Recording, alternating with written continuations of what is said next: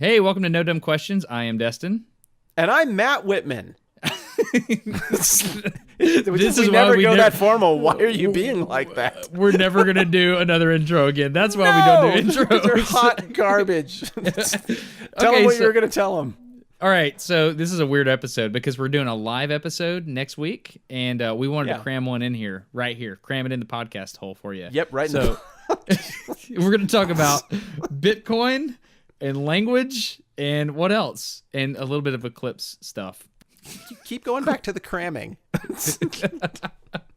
No more intros ever again. That's great. That's great. Never another intro. I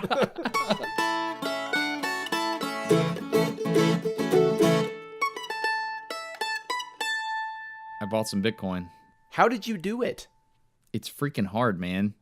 It's impossible. I've spent the last hour trying to do the same, and I don't own any Bitcoin. I own little pieces of Bitcoin now.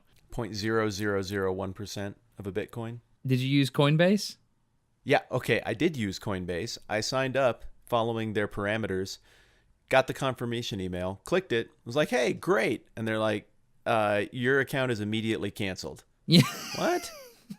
So I contacted them. I was like, hey, I signed up for your thing because I want to use it. You mean you contacted the bot? Yeah, and then they, of course, sent me on to the second bot. And so my dialogue with the second bot was especially a treat. It was like, hey, your last bot kicked me out of your system after 1 minute. I'd just like to have an account, please. And the next bot was like, thank you, goodbye. Oh, well, see, I have I've got a special, I like the word treat. My special treat from Coinbase is that I screwed up and set up my first account from Colombia. Oh. Yeah. And so they're like, I'm sorry, we don't interact with your country. And I'm like, yeah, I'm not in that country. That's just the network I was using at the time. So it's just like, they're like, yeah, you can't do that. Upload a picture of your passport to verify you're from America. And I was like, okay, wow. Here's my passport. They're like, nope. I actually put my passport in digits to try it. And they were like, nah, no, the image is low quality. I'm like, I used a flatbed scanner. How can it be? It's like 600 what? DPI. Who are these people? I know. It's like a secret club of Bitcoin fanboys who sit around and just reject everybody's attempt to buy into their stupid club. I think I hate Bitcoin starting right now. No, you don't. Let's be honest, you don't. No, I don't. I love Bitcoin, and I want to buy it, and I've been meaning to for a long time, and today I was going to finally get it done. Well, let me just say this. Did you feel, when I said today I was going to buy Bitcoin, when I told you that, did you have that feeling? Did you have that panicky feeling like, oh, crap, why haven't I done that? Did you have that panicky feeling? I've had that feeling about Bitcoin every time I've thought about it for years. Me too. Every time I think about it, I'm like, oh, yeah, today I got to get that done. And I just keep not doing it. And now I know why, because it's impossible. You can't have Bitcoin. It's a myth. So here's my goal. I'm going to buy at least one Bitcoin for every kid. That's a lot of money. It is, but wouldn't that be cool? Because a Bitcoin has an exchange rate to the U.S. dollar like the Zambian kwacha has the other way to the U.S. dollar. Well, is the kwacha actually a unit of currency? Yeah, they fixed it. The kwacha, when I first started going to Zambia, it was like 10,000 to 1, 5,000. I mean, it was insane. You would bring suitcases full of money to the grocery store to stock up for the week, and then they reset the currency, knocked off a digit or something, which is pretty weird. You can do that, by the way. The kwacha sounds like an animal that you would hunt to extinction. Well, maybe that's where they got the idea. I don't. Or it sounds like something you would. You know what snipe hunting is? Do you know what that is? No, but I'd like to catch a snipe. Where could I get one? Yeah, let's go out into the woods and I'll show you how. Just go out there right now? Should I just meet you out there? Yeah, it involves a paper bag and some bells. I'll explain more when we get out there at midnight. I'll see you at the 18th green. Perfect. Yeah, exactly. So, yeah. Anyway, whatever. Do people know what snipe hunting is? It's snipe. There's no snipe. No, you can't tell people that, Matt. Dude. Of course there's a snipe. Dude, you get on the Alabama Department of Wildlife or whatever it's called. There is a snipe hunting season. I kid you not. What? How many Bitcoins would you like to bet if we go to this right now? I'll bet you every single Bitcoin I have right now. How about a micro bit? I'll bet you a micro bit. There's a snipe hunting season. No, I'm going all or nothing. I'll bet you every single Bitcoin I've ever owned. Oh, that sounds great. Okay. Alabama snipe hunting season. Oh, boom. Right there. Alabama snipe hunting season. February 25th. 8 days. It's state enforced red herring. Oh, no. I'm sorry. It's, forgive me. February 29th? You can only get 8 a day. 8 is the limit. Oh, that's it. Yeah. It's November 11th through February 25th. Shooting hours, 1 hour before sunrise to sunset. There you go. When I was in high school, we had a teacher who liked to mess with people. He was a physics teacher. And he sent my friend Jeremy to go get the electric hammer and to go get the sky hook. And my buddy went all over the school asking people where the electric hammer was. What closet is it in? And we all knew. Everybody immediately understood there's probably not such a thing as an electric hammer. That seems like a really dumb way to design a hammer. There was this young lady in school in my history class a long time ago, and the coach, which was the teacher, sent her to the wood shop to get some plaid paint. So that I was like, that's wrong and so right. Oh. Yeah. Oh. It was that's nice. tough. Yeah. Did she take it well? Yeah, she did. She was nice. That reminds me, I'm low on blinker fluid in my car. You're gonna want to top that off, man. I'm going to top that off. All right, so what are we talking about today, Matt? We've been wandering around here. What is the topic of today's podcast? Well, you mentioned Colombia. Why were you in Colombia? I don't want to talk about it. Well, then it makes perfect sense that you were not able to activate your Bitcoin account. We'll talk about it later. Okay. All right. Yeah. Okay. So here it is. So my sister got married in Colombia. Kind of a destination wedding? Yeah. No, she lives there. So it's the kind of destination wedding where you move to the destination. Exactly. Okay. And the interesting thing is, the family, we went down to hang out and meet my brother-in-law, who doesn't speak the same language. So she married a Colombiano. Yeah, two O's, Colombia. That's important. Yeah. You can make people mad. And yeah, we went down there. We checked everything out. We got to meet the family. It was really interesting, really fun. What was so interesting about it is that you have one completely American family, meaning no Espanol, and you have one completely Colombian family, meaning no Inglés. And we got to interact for an entire day at this big party.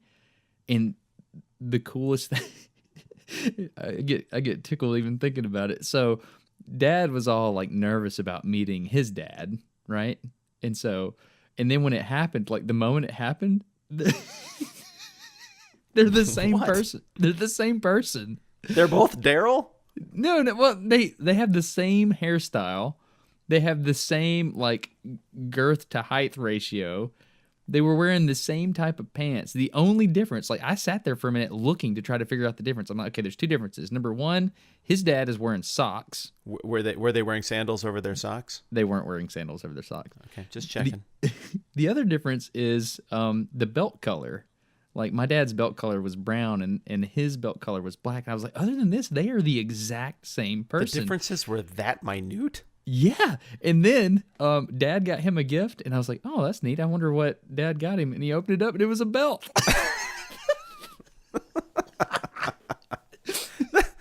I was like, this is great. They had the perfect amount of like, yeah, we're all at this get together and we're hanging out, but they were just kind of over it after a certain amount of time. They enjoyed meeting everybody, but they're like, oh man, why do we have to make this so formal? Why are you guys giving speeches? Let's just eat. It was great. Wait, there were speeches? Well, I mean, yeah, like family and friends were saying nice things to the couple and things like that. Did you have a translator? That was kind of interesting. So my sister is fluent, of course, in Spanish and English. And so she was having to translate her own speeches. Like people were giving speeches to her, and she was having to translate it for everybody else at the party. Oh, wow, that's uncomfortable. Yeah. Yeah, and so they'd be like, oh, we think these really nice things about you. And then she would have to say the nice things. And so it was like, yeah, that is kind of strange. She was pretty much on her own. I'm not great at Spanish. I'm saying, I don't know, I'd say less than intermediate. And I was the second place translator, if that tells you how bad it was. It was pretty bad. That tells me it was bad. It was bad. We've tried out the Spanish. No es bueno. Did you mostly just speak much more loudly and slowly in English, but add O's to the end of all your words? You know what's really funny about that? One of her friends told me the equivalent. He goes, he was like, yeah, this is what English sounds like to me. And he would just take a word and put Asian at the end of it.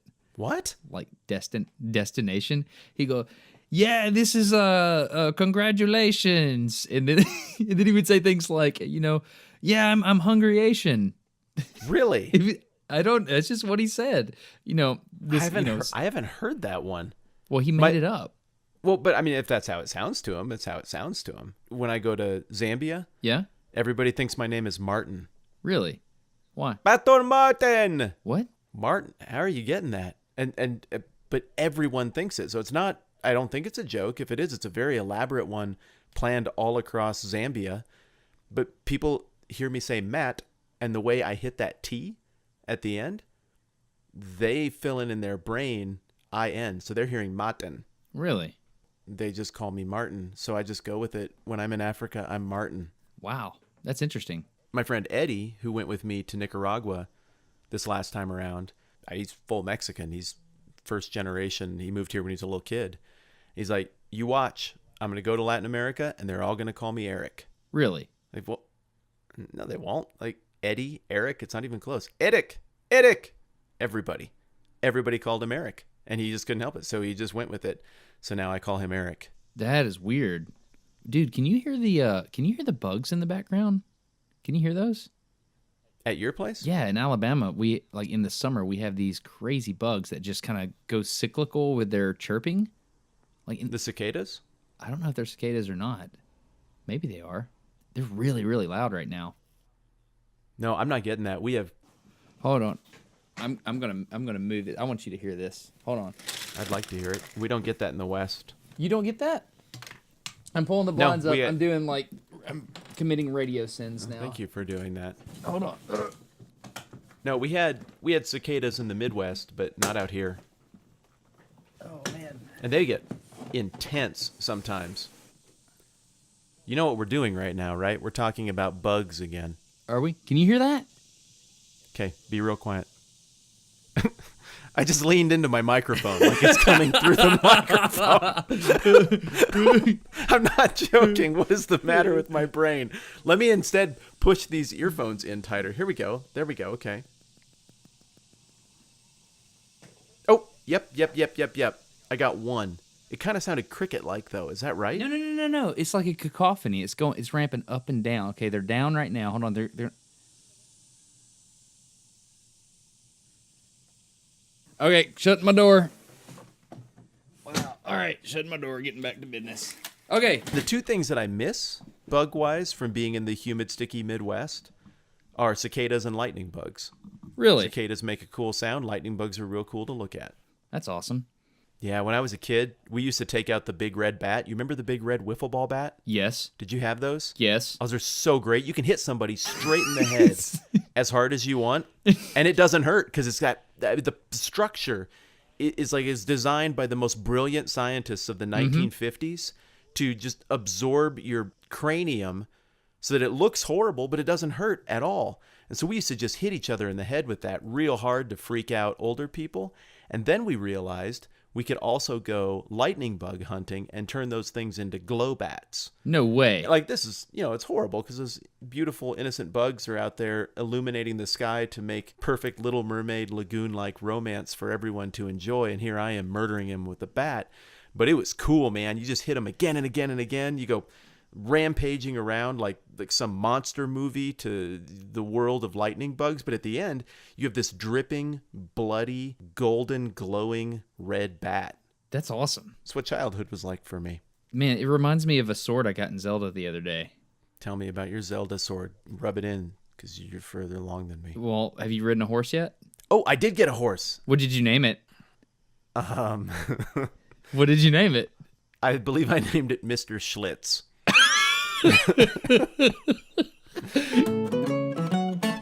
Whoa. Okay, that sound that Destin just made. No, I'm turning over the cards.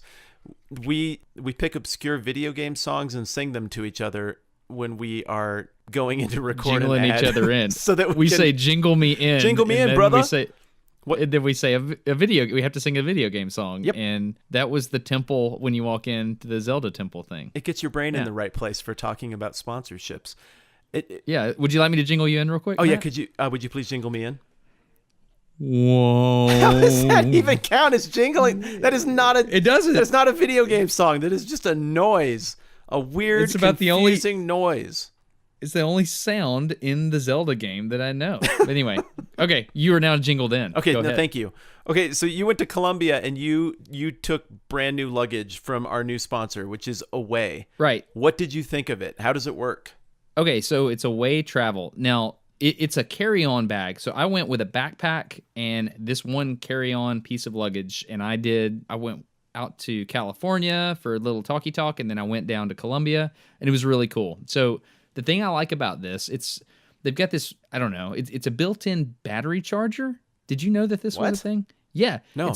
It's a built-in USB battery pack that is just integrated into the luggage. And so while I was sitting there, for example, yesterday in Panama, and my phone was dying, I just popped open this little cover, hooked in my USB cable, hooked it in my phone, and I'm sitting there charging while I'm in the line. That was pretty cool. Why is that not in all luggage? How I has don't know. no one thought of that? It's pretty good though, isn't it? Yeah. Oh, I drag around stupid, giant, boxy external chargers all over the place with me when I travel. Yeah. That's genius. Yeah, it's really cool. So awaytravel.com/NDQ for no dumb questions. And the specific bag that I had is called the carry-on. And when I first got it, I was like, man, this is really thin plastic. I was expecting it a little differently. You know, I was expecting like some kind of armored tank shell or something like that, but it's not. It's really thin and light. And I was like, why? And then I started reading up on it. It's because it's impact resistant, and it actually is because I tested it. You know I did, right? How did you test it? Where do you think I tested it? Say you hit it with a big red bat. Say you hit it with a big red bat. I did not. I used a square people pipe. So in Panama, there was this square people pipe that was angled down, and I was the only one in it. And it has really, really smooth bearings on the wheels. Wait, so you just grabbed your bag with both hands when nobody was in the people pipe and just started smacking your bag against the wall and just I hope stood the at Panamanian the top. authorities wouldn't be concerned by that? I let go at the top of the square people pipe and let it go all the way down to the bottom and just ram into the corner of the wall where the square people pipe turned, like a 90-degree right angle. I was like, hey, if we're going to test this, let's test it. And so I just let it go, and it sped up really fast because they really are really good bearings. And then it just nailed it. Kabam! And there's this big stripe on it where it just impacted on the edge right in the middle. Anyway, whatever. I'm a test engineer. It was a really good test, I promise. And it didn't break or anything like that. My other bags break.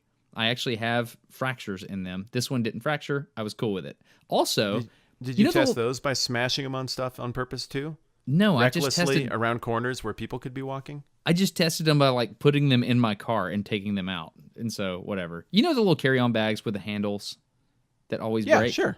Yeah, okay, of course. so I can't speak to the durability over the long term, but what I can speak to at this point, because this is only one trip in, is that the fact when you close it, it doesn't pinch your hand. Because, you know, it telescopes, right? And the other ones pinch your hand. This one did not pinch my hand. And I was really excited about that because they clearly got an engineer involved. Because good bearings on a bag, man, that is my favorite thing in the good bearings, period. Yeah. So anyway, that's the sponsor. It's awaytravel.com/NDQ. I took it on a test run to Colombia, and I was happy. So I will let you know as things progress. You can get monogrammed versions and stuff like that, but the one I had was called the Carry-On, and it fits directly in the little box, the test box they have in the airport. Yep. Yeah, it's like the perfect dimensions for that. And we now know beyond the shadow of a doubt that if one of the things you like to do with your bags is indiscriminately hurl them down tubes for no reason, it can handle that. There you go.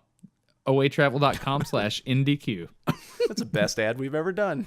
I think so. Could you make the sound to get us out? Whoa. No, I can't. What'd you name your horse? Well, I have 4 now. I've named them Bree, Bullet, Pink, and I forgot what I named the last one. What color is pink? Pink is pink. I know that was it's like Pink Horse, you know? I don't know. I'm not very creative Oh, sometimes. it just as easily could have been after the pop star, of whom I know you're a big fan. Actually, I tell this story to my kids about this little girl named Pink Sausage Mildred. Have I ever told you this? You told my kids the story about Pink Sausage Mildred involving the pig.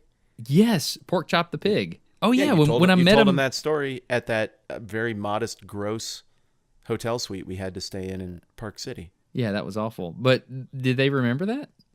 Oh yeah, they remember that. It's Yeah. that's in their brains. I don't know if you finished the story. No, that's why I never finished the story. That's the thing. But Pink That's always how I does do it, too. good things. Yeah, that's the way it goes.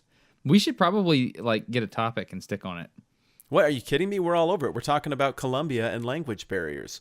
So how did it actually, do you feel like you met and understood any of the people who you're now legally related to? Yeah, actually I do. We did pretty well. You know, I can't conjugate verbs. I can only speak in the infinitive tense, That which gets is pretty the point across. If you It does. point at someone, and then say an infinitive form of a verb, they know you're talking about them. Yeah, exactly. So, I mean, you could do different things like that, but it went pretty well. I mean, I got to learn a new type of pool. They really wanted me to learn this thing. Have you ever heard of something called three bumpers? Have you ever heard of that? Is it the one where you've got like they've got rubber bumpers on the pool table? No, And there's a single hole on opposite sides. Is that just called bumper pool?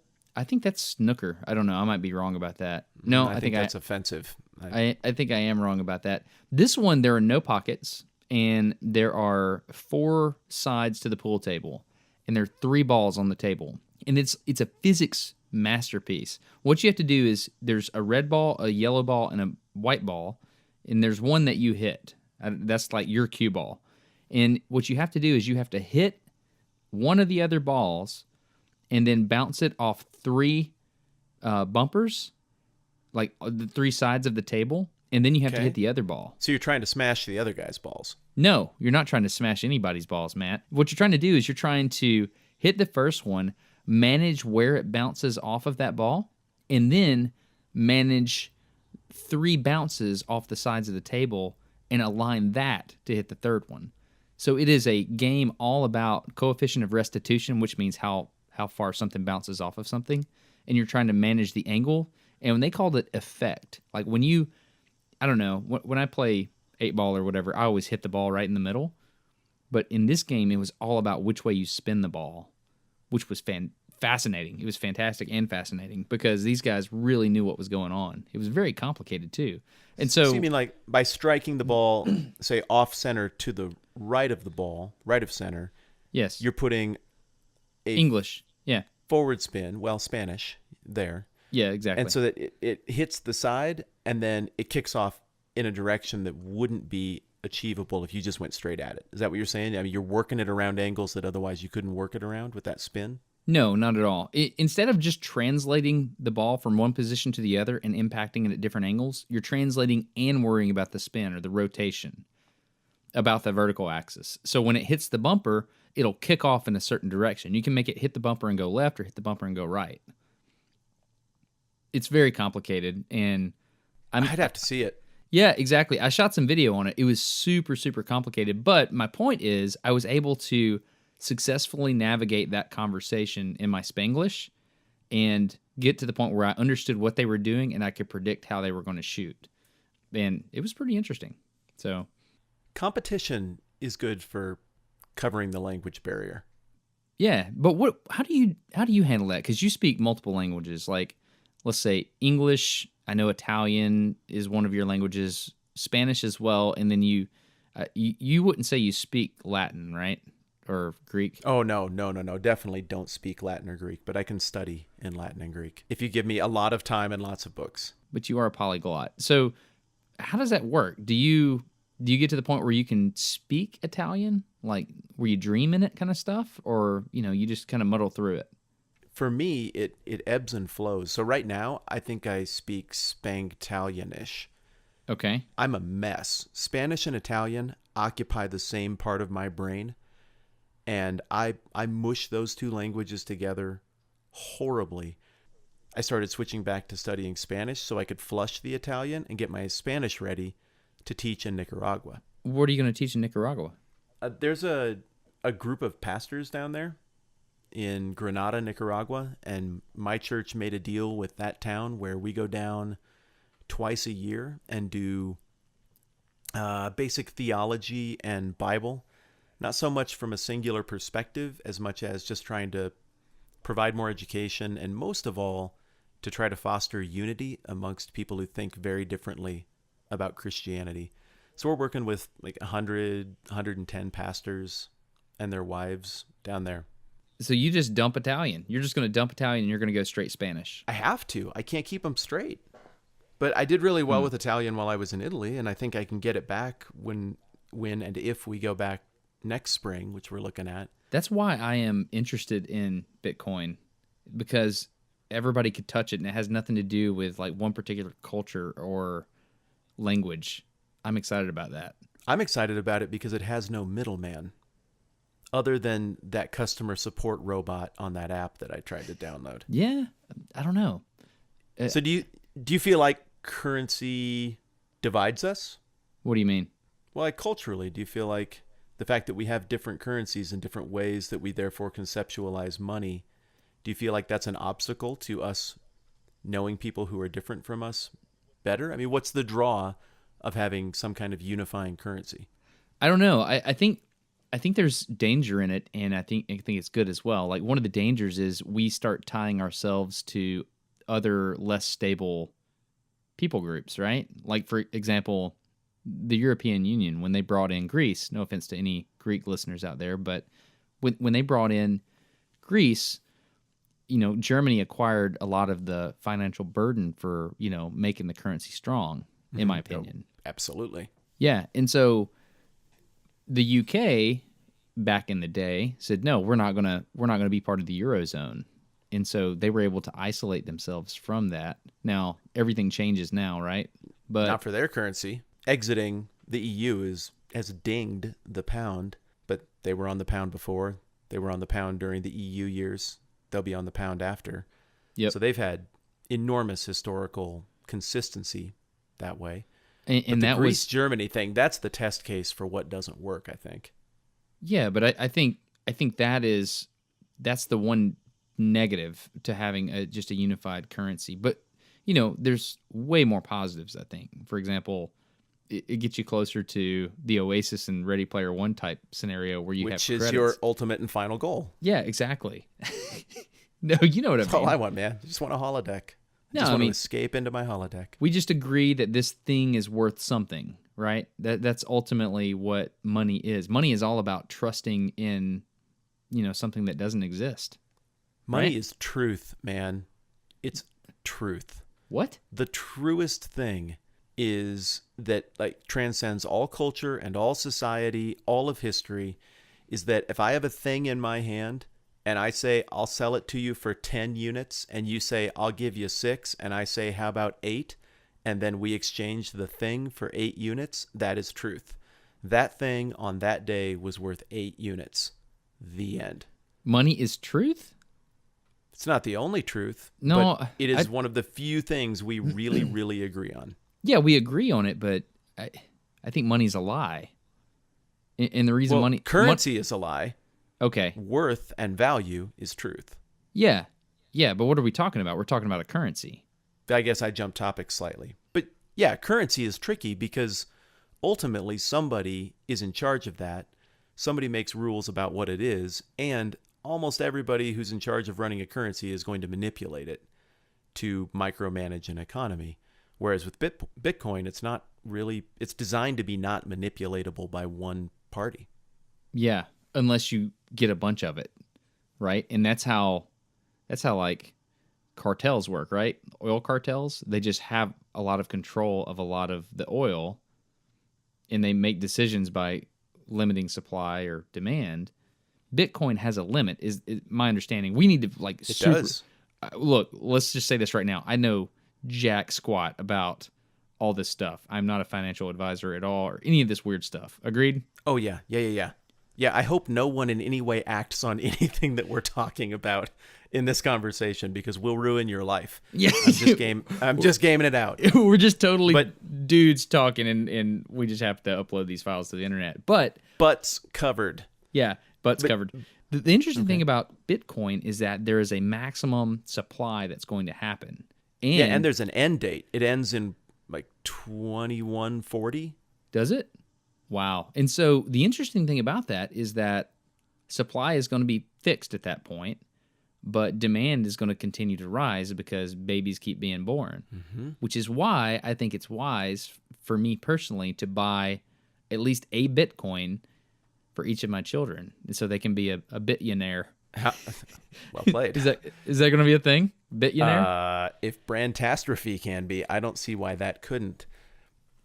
Surely that's going to be a thing. How I'm much? Googling it. How much is a Bitcoin right now? It's like 4,000, which is interesting because people are going to laugh at this when they hear it in the future and they hear what Bitcoin was 4,000. Yeah, one time travel token. I have one left that I saved from the conversation with Emily Grassley. Yeah, I think I'd like to use it to go back and buy the Bitcoin when it was a nickel. really, just going to buy the Bitcoin. Maybe even more than one. Good heavens. It's amazing. And it's super volatile, though. Is it? I mean, this year alone, it's been under $1,000, and you're telling me now it's over $4,000. Yeah, but the slope of the tangent line was generally positive. Oh, it's enormously positive. I think it's had two big downturns, but in general, it's moved in the right direction the whole time. What's your policy on investing? Like your personal policy? Do you just buy things and then like check it every day? No. So I did that for a time. I bought stock. I bought Apple stock a long time ago when it was $60 a share, just like a little bit. And I have no idea what it is now. I don't know. It's a couple hundred, I think. APPL. See, Okay, this tells that's you how more. much.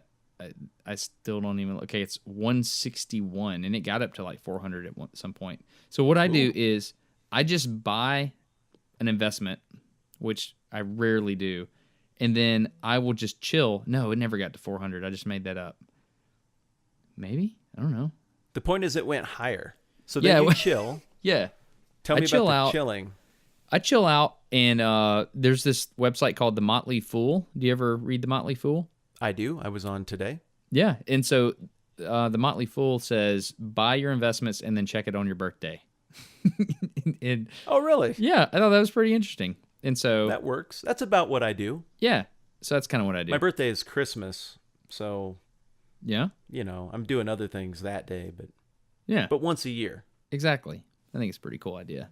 What I think is fascinating about Bitcoin is that it addresses the centralization problem. That a currency is going to be tied to a regime. A regime sounds bad, but it's the term we use for governments we don't like. And a currency will be tied to a benevolent government if we're talking about a government we happen to like. But either way, we can say the objective of a government is to make things great for people and care for the weak. And they do that. That it can be a function of government, but governments mostly historically tend to be interested in keeping themselves in power. That's what they do. They're self-proliferating. And in having the power of currency, well, that's a big power. There's for example, you remember the quantitative easing thing that was happening over the last few years here? Quantitative easing? Yeah, it's a fancy economic word that basically means there's going to be more money in circulation now. Which sounds good, because I remember when I was a kid, I was like, you know what the government should do? The government should just make more money and give everybody $1 million. Then everybody would have $1 million and I could have a Nintendo. And that made sense to me when I was 9. But then Dad explained to me, but then $1 million wouldn't be worth $1 million anymore. Because then there's a lot more dollars floating around and everything would quickly adjust to what things are actually worth. But if you do it sneaky-like over time, what you can do is without formally adjusting rates or formally manipulating currency, you just change the supply. So if there's only 10 black stones in the world and you have 1/10 of the world black stone collection. But if somebody finds a hoard of black stones and introduces another 1,000, now your 1 isn't looking so valuable anymore. So there's tremendous power in having the ability to print money and having no one else be allowed to do it, which is why Bitcoin is weird and threatening to governments, or one of the reasons. Have you ever heard about it's somewhere in the Pacific? There's this island people that they say that their money are these statues. Have you heard of this? Is that Easter Island? This is vaguely... I don't think it would be Easter Island. This is vaguely ringing a bell. I picture it being more South Pacific. But yeah, keep going. Yeah, I've heard about this people group where they say, okay, well, this huge statue that we fabricated, that one's mine, and I want this donkey, so here, you have the statue now. Oh, no, I've never heard of this. It's your statue. Okay. And it doesn't move, like it doesn't physically move position, but it just changes ownership, and it's just an agreed to thing. God, I have got to figure this out. How is that all that different than what we're doing? Than Bitcoin, yeah. It's what I'm sitting here Well, then talking about. anything. I mean, the last time... I went to Canada last week with my wife. Uh-huh. I don't know what Canadian currency looks like. Really? I haven't used Canadian currency on any trip to Canada forever. Like, the last time was probably the late 90s. Every time I go, I just use my credit card. And if something requires cash, I don't want to mess with it. I'll just go somewhere else. I didn't handle one coin or one bill. I just made promises with my little plastic rectangle that now you get my numbers, and then now I get your numbers, and it all evens out in the end because of numbers that are held somewhere by someone. That's not real. I know, but that's why cryptocurrency is so interesting, is because it's all about the numbers, and it's only certain numbers that work. That's why I think it's so interesting. There's a really good... What do you mean, certain numbers that work? There's a really good video you need to watch. It's by this YouTube channel called 3 Blue, 1 Brown. Have you heard of that guy? I have not, but I am writing that down with an ink pen. His name is Grant, and he made this really good video about cryptocurrencies and how they actually work. Oh, yes, I have. He has like 3/4 blue eyes and 1/4 brown. Yeah, exactly. Like one of his eyes, got it. It's physically 3 blue, 1 brown. Like 25% of that one eye is brown. It's really neat. I met him in person, and I was like, "Hey, you've got neat eyes." And he's like, "Thank you." You said that to another dude? I did, and the thing was, everyone was like, "Destin, yeah, that's like his whole channel thing. You don't." Did you guys swap back rubs after that or anything? No, that's not weird. It's not weird. It's not weird. It's a lot of tension in shoulders. So it was really interesting. So cryptocurrency, it's called "Ever Wonder How Bitcoin (parentheses) and Other Cryptocurrencies Actually Work" is the name of his title. By the way, I used a really long title on my latest video. And wait a second, I want to talk about your video, but one more before you hit that segue. Yeah. Does his video cover the mining element of Bitcoin? Yes, it does. You're trying to solve an equation basically, and your ability to solve the equation before other people he equates it to like winning the lottery, because everybody's using the same algorithm to try to solve an algorithm kind of thing. And if you can do it first, then you're awarded a bit of the currency, or not a bit, but like pieces of currency. Okay, so I'm learning here. So the mining aspect of this is not about solving important equations that will advance certain fields dependent on advanced mathematics. Correct. The mining element is about solving meaningless math riddles that can only be solved through CPU processing. Horsepower, right. Just sheer horsepower. Yeah, just Google blockchain. And so you're trying to figure out, you're trying to solve the blockchain is the way I understand it. There are I can tell you right now, there are Bitcoin freaks screaming into their headphones right now, kind of like you lean forward into your headphones. Yeah, because of how ignorant we are. I thought I heard animals in there. But this is no dumb questions, and we're allowed to be dumb on a topic, right? Yeah, well, I don't understand where the value comes from behind the money, but I'm starting to get this picture that the value is in the labor and time that is required to unlock this completely abstract artificial currency. So there is labor, time, and energy being expended to make these virtual units of currency. No, I disagree. That's not where the value comes from. The value comes from the fact that we all agree that there's value. It's like the statues on the island. Okay, all value comes from the agreement that there's value. Right. But that is a moot point if it doesn't take some kind of effort or energy to achieve something. So I can say, this air I'm breathing has value, but it doesn't require anything for me to collect it. So you're not going to pay me a lot of money for my air. Whereas we might also agree this desk drawer I have that's full of quarters is worth something. Well, it's worth something because there's something tangible and it has more value. So you would actually give me something for it. So we can say we all agree that Bitcoin has value, but it doesn't matter if you can just go make your own invisible Bitcoin tomorrow. Like, well, I just made my own. Well, now I just made 100. Have you ever it has heard? to come from somewhere. Have you ever heard of an Ithaca Hour? Have you ever heard of that? No, dang it. Like Ithaca, New York? Yeah. The city of Ithaca, New York has its own currency. It's called the Ithaca Hour. And Really? yeah. I didn't think you could have a competing currency within the United States. I don't know. I don't know this. Okay, go ahead. Ithaca Hour. Yeah. So it's this local currency that the Ithaca, New York uses. And you can go to like ithacahours.com, I believe. And it's about like one Ithaca Hour is about $10. And so, What? yeah.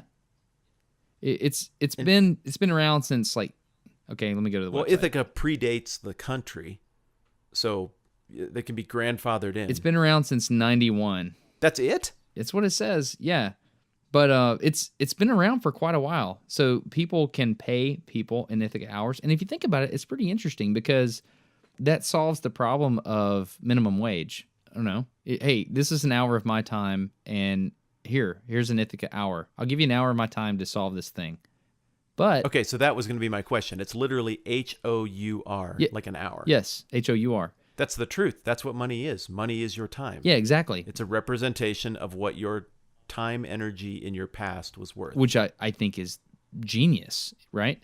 But what's interesting Yeah. about it is like an hour of your time is not the same as an hour of my time. For example, if I were to say Rub it in, Sandlin. no. For example, if like the task at hand was interpreting this ancient Greek text or whatever, an hour of your time is going to be worth a lot more than an hour of my time, right? I like the way you flipped it around, so I looked good in that one. Thank you. Yeah, you saw what I was doing. But conversely, if we were solving polynomials or something like that, then we would probably value my hour a little bit more than your hour, right? Well, I tell you what you're spending your money on for my first hour on polynomials is me Googling polynomials.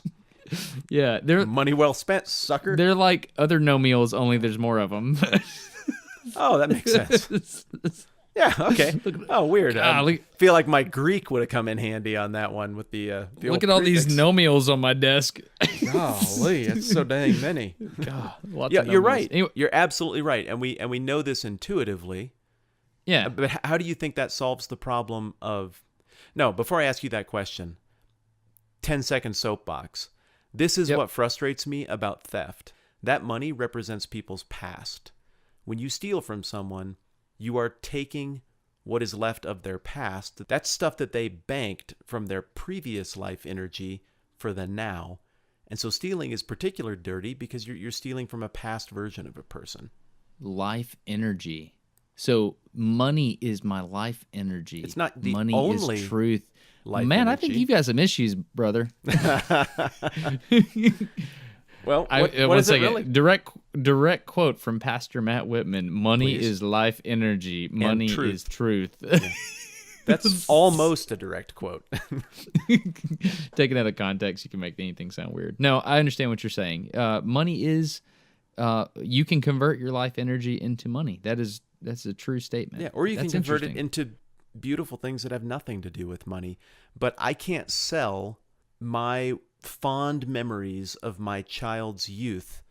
There's no way for me to quantify that and give it to you so you can use it to go and get things you need. I can do that if I use a currency with an agreed upon value that represents my past energy and productivity. Then I can give you that bill and it can turn into productivity for you. So when you take that from me, you can go and take effectively what was my productivity and convert it into something that you need now. Whereas we can't do that with all the other things that we value and cherish that are also transcendent and important in life. Dang. Money's weird, man. It represents something. It means something. I think we should go back to statues. Hey, if you've been listening for a while, you know that 23andMe is a sponsor of the show. 23 pairs of human chromosomes in the genome. You know how this works. It's genotype testing where you can get your ancestry analyzed, or you can do health and ancestry. It's pretty interesting if you get to see where you came from and how the machine that is your body works. Anyway, it's pretty simple. 23andme.com/no-dumb-questions. Also, I've got a video coming up very soon where I go to the lab and show you how everything works and address any privacy concern you may have. I'm excited about it because I got to see how it actually works. That's it. 23andme.com/no-dumb-questions. Helping them helps us. Thanks. Can I talk briefly about the eclipse? Absolutely. Okay, as you know, we're doing the event out in your place in Wyoming. I am familiar with that. They boosted the ISS, so it's in a different orbit, but it looks like the transit is going to happen in Wyoming. And, and you've been working on where we're going to watch it, right? Okay, so here's the update, and this is hitting you fresh. I got a place lined up that is almost right on the center line of the totality. Yeah. We would be sharing it with 5 other people on 300 acres. Dang. Yeah, it's a huge score from some really cool people in town. I'm friends with this guy's brother. So it's lined up, and I think we can get there. It is not on the reservation. That is to our advantage. It's a little more difficult to find connections or ways to get onto that land because there's more regulation and stuff, and we got to respect what the folks on the reservation are doing. So I don't know if we can get to the place where we would see the ISS transit. Are you saying that... That's a tall order. Are you saying the place where the ISS is going to transit is on the reservation? And it's on the Wind River Indian Reservation right next to Crowheart Butte, where there was famously a one-on-one duel between 2 Indian chiefs to settle a fight between the Shoshone and the Crow, I believe, in the late 1800s. And rather than having a war, they sent out their champions and they fought on top of this butte to the death. Dang. And then one, kindly, after defeating the other, returned the losing chief's heart to the defeated tribe and let them go in peace. What? It's a pretty sacred, pretty important place, and I don't think they want us to go there with all of our stuff and shoot the ISS transit. Not messing. That's the story. But it's the ISS transit. But it's Crowheart Butte. Like what? You're not allowed to go there, dude. Like I can't go there. I live in Wyoming. I live close to it, but it's a really special place to the people on the reservation, and we can't go there. What? Oh man. Well, we don't know. We don't know 100% that that's the location that's going to happen. Those are the coordinates I gave you, right? Yeah. And that was the calculation earlier in the week. I'm holding out hope that it's somewhere we can go. Man, it's fascinating to think that something that happened 100 years ago affects a very specific orbital alignment and my ability to observe that now. It's pretty crazy. That is bizarre. Anyway, okay, so whatever. Maybe I'll figure that out. Maybe we won't, whatever. But everybody needs to be ready for the eclipse. And I want to tell people about Dr. Telepin's app. Can I do that? Yes, absolutely. And could you clarify whether or not this is a sponsored mention? This is not sponsored at all. So there we go. This is the local doctor that I know who has created this app called Solar Eclipse Timer. And what's important about the app is that it will call out what happens during the eclipse to you audibly over your speakers on your phone. In any number of celebrity voices. I picked Snoop Dogg. Yo, dog. What's up, man? So... That was not Snoop Dogg. That was Mutt from the G.I. Joe PSA who's telling the kid to help computer. We got some shadow bands, man. Look at this. My mom put some games on my computer. Don't stop all the downloading. You know what? Okay. You know what? I just got embarrassed because I realized Dr. Telepin's going to listen to this at some point. And he's going to love it. Tell me more about the app. Okay, so the way it works is you pull out your phone and you hit a button to geolocate exactly where you're at. And then you hit another button to load your contact times. And it'll tell you down to the second when C1, C2, C3, and C4 are going to happen. And C2 to C3 is totality. And so that's what's important. So wherever you are, even if you don't have cell phone connection on the day of, you hit that button and you will know exactly when the eclipse is going to happen for you on the day of. And I to don't my have knowledge- the app yet, but my buddy Chad does, and I can vouch it does what you say it does. Yeah, yeah, and he's selling it. He's selling it on the App Store for $1.99, and I was like, oh man, that's, as far as apps and what they cost and all that good stuff, I paid $10 for an app one time. It's a 360 photo app that works with your phone. Best $10 I ever spent. I get a lot of joy out of that. I'm really excited about spending this $2. And again, I get nothing out of saying this, and he gets to recoup the development costs. He told me how much money he spent to pay a developer to help him make this app, and I want to give him that money back. So that's my ad. And in light of that, I want to throw out another unsponsored mention. Your video on the eclipse is the best video about the eclipse on the internet, and you put it out way in advance, but now is the time for people to go and catch it. What is that video called? I think it's called How to Watch the Eclipse and See Shadow Snakes. But here's the thing I'm going to do. I know this sounds dumb, or it feels weird that I'm doing this. So far it seems dumb. Yeah. It's called How to Watch the Eclipse and Shadow Snakes. I'm going to create another video on the eclipse tailored to the YouTube algorithm. And that saddens me. I'm not going to lie. It makes me a little bit sad. But because people can't stomach watching, a long video on the eclipse, even people I know, I'm like, hey, what's going to happen on the eclipse? And I said, well, did you watch the video I made about it? No. Dude, that was like 11 minutes. Yeah, it was 16. Can you tell me in like 9.5 seconds? Yeah, I can tell you and the 40 other people who have called my house to try to get the scoop on it. So what I'm going to do? Change your number. I'm going to make another video that's like 2 minutes and turbo shareable. I'm going to call it something like top 10 things to do, or not top 10 things to do on Eclipse Day. Oh wow, top 10. That's great. Can you make sure that your thumbnail has like a red circle around something and an arrow toward it? And an arrow. So that we know what to look at. What I should do is just use the same thumbnail as the other one, which is the actual eclipse, and then circle the eclipse. Yes, do that. Oh, that's that was the thing? Okay. Oh, I didn't know. Dude, you're bound to that. I have to do that. Dude, that's got to be your thumbnail. That right there is enough of a backhanded, that gets the point across. Maybe I acknowledge it in the video. I like it. I acknowledge it in the video. Like, I wrote a script. I never write scripts. And the first thing is, I don't like top 10 lists. Wow, you just wasted 2 seconds of your 120 on that. So maybe I don't do that. Your video is really good. That's the point. All I wanted to say is I thought I understood what watching the eclipse would be like. Here's how I pictured it. I figured I would look up like toward the sun, and then it would start getting darker, and I'd be like, oh, that's jacked up, man. And then later it would start getting lighter, and I'd be like, oh, back to normal. And then that's kind of how I pictured it. And now I understand that there is a ton more to understand, to get out of it, to appreciate, to enjoy. And I don't know when the next one comes along in Lander, Wyoming, but I think it's going to be a while. So I'm going to try and get the most out of this. Yep. So I've got the list here. I'm not going to read through it because I'm going to make the video, but I just wanted to mention Dr. Telepon's app because I do think it's going to make it really good for everybody else. Another thing that I want to ask you about is, what do you think this is going to do to our infrastructure in America?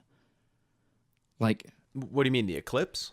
Interstates aren't designed for half of the population to be in one thin sliver across the entire nation in a 3-hour period of time. Well, I tell you what, man, historically, I have been pretty right at predicting when things are going to break things.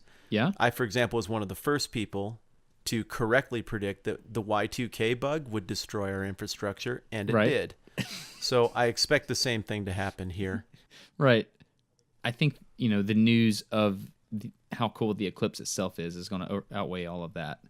Yes. But, yeah. This is going to be, I know you're on the same page with me on this. I just want to savor it with my kids. I'm going to set up all the cameras and stuff. I'm doing a video for my channel, but we're going to do all of that stuff before the eclipse actually happens, while we're just sitting out in a field. During the eclipse, go hang out with your kids. I'm just going to sit there and take it in and try and make it memorable. Well, there's one thing I am going to do. Dr. Telpin made this 8-minute video about if you are going to photograph the eclipse, and it's something you need to decide beforehand. If you are going to do it, this is how you do it. And it's more complicated than you would think, because your camera doesn't really know how to do auto exposure for the image of an eclipse, because it's very, very bright, but it's very, very dark. So if you're doing spot metering, your camera's going to freak out and see that it's completely dark, and it's going to set the gain really, really high, and you're going to have a blown out image. But if you average, it depends on where the points are for average. So you have to go manual exposure. And it changes from before the eclipse to after the eclipse. Or, excuse me, before the eclipse to during the eclipse. You want to know something interesting that's different between you and I? Is you want to take pictures of what's in space. It's never even occurred to me to take a picture of the actual eclipse. Honestly, it never crossed my mind. What I want to take a picture of and set up is how the eclipse affects the landscape, what it looks like as darkness rolls across the land, how people are responding. Well, the people responding is a big thing for me. Yeah, but I mean, honestly, it's never occurred to me. Like, I need to get my camera set up so I can point it at the actual eclipse. I'm interested in the effect of the eclipse on what's down here. We're so different, Destin. We should do a podcast. We should have a podcast. It's time. Last episode, we talked about our mutual affection for cake, the food, and the band. So I introduced my kids to that because I realized they'd never heard any of it. They just cocked their head sideways like dogs trying to adjust their hearing. Oh, yeah, you saw the video. It was so dang good. Thanks. A+ video. And if people haven't seen it yet, that video is a reference to the conversation about the drones and me accidentally correctly naming or identifying your dad's name as being Darryl. Yes, it's exactly what that is. I also took liberties with your phrase, the Blood Oath Covenant, in that. Oh yeah. That's fair game, man. You're welcome to it. So I have received approximately 1,000 images of people holding cupcakes as a result of that video.